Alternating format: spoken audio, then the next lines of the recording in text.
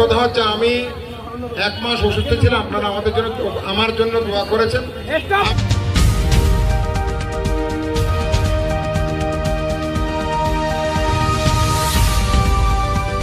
Channel Balkhali, সমগ্র বলখালি জুড়ে।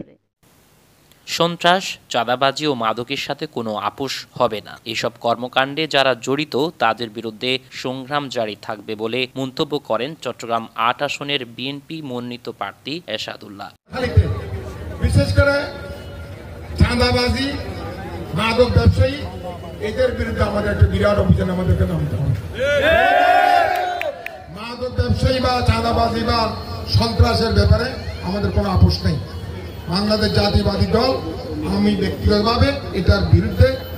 মঙ্গলবার বিকেলে পথসভার অংশ হিসেবে শাকপুরা চৌমুহনী বাজারে তিনি এসব কথা বলেন। মহানগর বিএনপির আহ্বায়ক এরশাদুল্লাহ আরও বলেন, আসন্ন নির্বাচনে ধানের শীষে ভোট দিয়ে নির্বাচিত করলে যোগাযোগ ব্যবস্থার পরিকল্পিত উন্নয়ন করা হবে। মানুষের জীবনমান উন্নয়নে ঘোষিত 31 দফা বাস্তবায়নে সকলকে ঐক্যবদ্ধ হয়ে কাজ করতে হবে।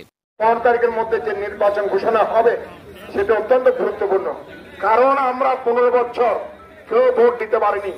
আমাদের নতুন প্রজন্ম যারা আছে তারাও ভোট দিতে পারেনি, এবং যারা আমাদের আওয়ামী লীগের ভাইয়েরা যারা নিরীহ ছিলেন তারাও কিন্তু ভোট দিতে পারেনি।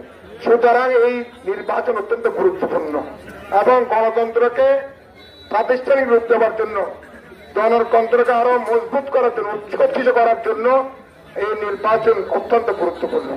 এবং এই নির্বাচনের সাথে সাথে আরেকটি আপনাদেরকে গণভোট হবে।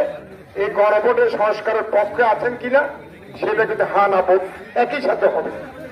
এই সময় গাড়িবহরে ছিলেন দক্ষিণ জেলার বিএনপির সিনিয়র যুগ্ম আহ্বায়ক আজিজুল হক চেয়ারম্যান, সদস্য শওকত আলম, উপজেলার বিএনপির সাবেক আহ্বায়ক কাজী ইসহাক চৌধুরী, সাবেক সদস্য সচিব হামিদুল হক মান্নান, পৌর বিএনপির সাবেক আহ্বায়ক শহীদুল্লাহ চৌধুরী, বিএনপি নেতা মেহেদি হাসান সুজন, নুরুল করিম নুরু, আবু আক্তার, সরোয়ার আলমগীর, আজম খান, আব্দুল আওয়াল মঞ্জু, শফিকুল ইসলাম শাহিন, মহিলা নেত্রী শাহেদা আক্তার শেপু, যুবদল নেতা মোহাম্মদ ইকবাল, মহসিন খোকন ও শ্রমিক দলনেতা মিজানুল হক সহ বিএনপি ও অঙ্গ সংগঠনের নেতাকর্মীরা। এই দিন বেঙ্গুরা স্টেশন, দাসের দিঘির পাড় ও কালাইয়ার হাটে পথসভায় অংশ নেন তিনি।